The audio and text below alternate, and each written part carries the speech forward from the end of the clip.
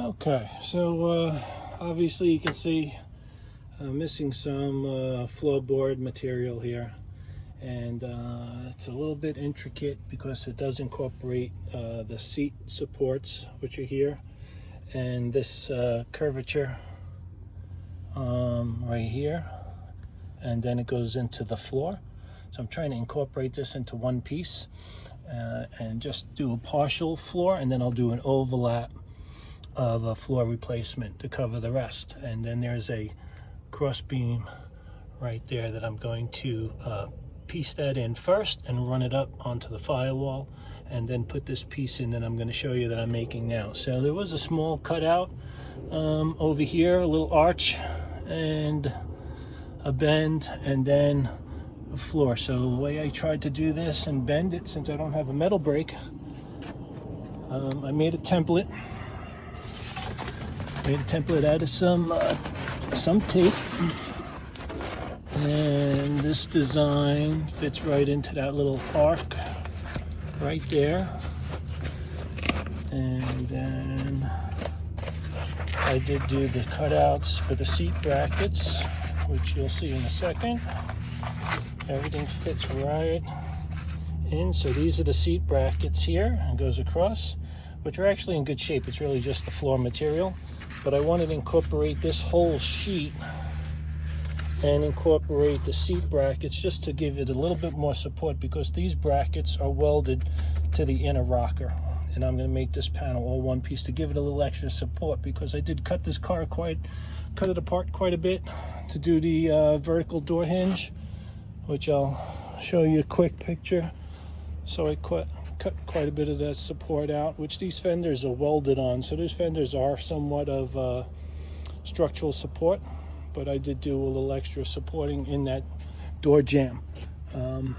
Over the years of it in storage, the bottom rocker rotted away, which I will replace with a piece of steel, tack weld it, and then I'm going to fiberglass it as I did with the rest of the car. This is all fiberglass. You can see the imprint in there. So I'll show you how I bent this metal. So I made this template and brought it out and laid it out onto a piece of metal, which I'll show you my other one. So that template is exactly the same on the other side, but obviously a reverse bend, which this is my piece of metal.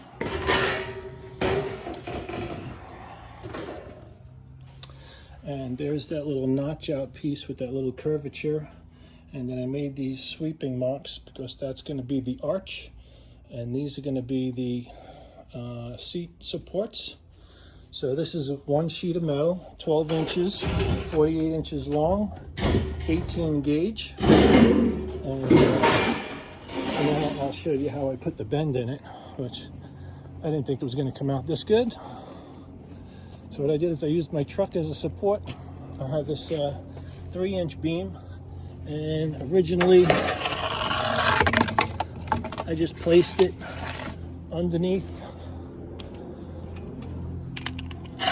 there, and then I scooped it and bent it up to get it into like a 45, and then I turned this over, scooped it and bent it up more to get it into like a 60 degree.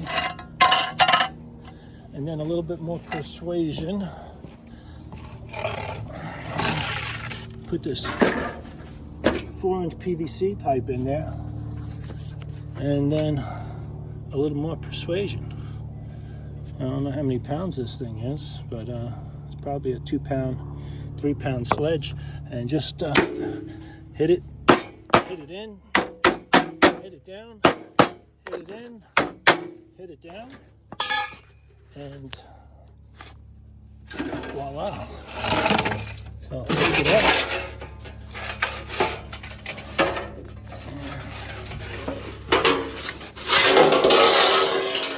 So there it is, with the arch and all. Here's my seat cutouts, hit with the plasma cutter, and those will just bend in the car. I got to cut this with the plasma cutter on this line, but that's a sweet 60-degree bend right there. Well, the arches anyway, and I'll throw it in the car. give you a quick look at it.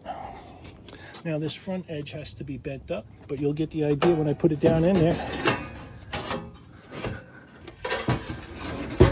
It goes in just like that. So that's the arch right in there, and that little bend. If I get my flashlight, give you a little better view.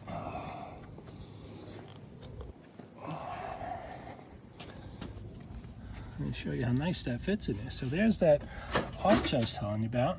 It fits in there, and that little groove goes in there. It's not going to go all the way up because I got to bend that front lip up onto the firewall, but that's how it goes in. That's pretty damn sweet. So this cut here has to go a little more forward because of that piece on the firewall, and then I'll be able to bend this down to the floor and then cut this with the plasma cutter. Just make a little seam cut and then bend that piece of metal down into there, and this stays right on top of the seat track right here, and then this piece gets bent down into that cavity, and underneath here is my trailing arm for the rear end, which is going to get another template, which is this one right here. So this piece here is going to be another piece of metal, and that's going to be another support 18 gauge steel for the rear trailing arm. Of course, this car will be drifting a little bit, and I think that came out pretty sweet, pretty straight, and just persuade it with that hammer a little bit more and weld it in place. All right, see you on the next one.